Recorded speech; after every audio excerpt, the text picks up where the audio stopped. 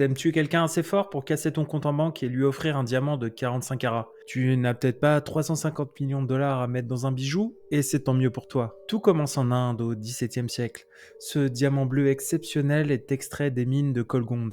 Selon la légende, il aurait été arraché d'une statue sacrée dédiée à une divinité hindoue, provoquant ainsi la colère des dieux. Le premier propriétaire connu, Jean-Baptiste Tavernier, un marchand français, l'achète avant de le vendre à Louis XIV. Peu de temps après, Tavernier meurt dans des circonstances mystérieuses. Certains disent qu'il aurait été attaqué par des loups, mais on n'en sait pas plus.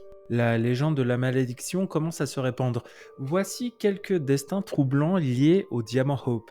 Louis XIV, surnommé le roi Soleil, fait tailler le diamant pour sa collection royale. Mais plusieurs de ses proches meurent prématurément. Son propre fils et son petit-fils décèdent, laissant le trône vulnérable.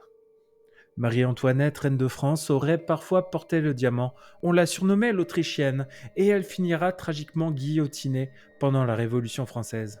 Henry Philip Hope, qui donne son nom au diamant, connaît un sort moins dramatique. Mais sa famille fait face à de graves difficultés financières, entraînant la vente du joyau pour rembourser des dettes. Evelyn Walsh McLean, une riche américaine, acquiert le diamant au début du XXe siècle.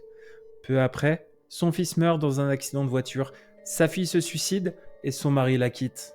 Elle croit que le diamant porte malheur, mais continue de le porter, pensant pouvoir briser la malédiction. Depuis 1958, le diamant repose au Smithsonian Museum de Washington, offert par Harry Winston.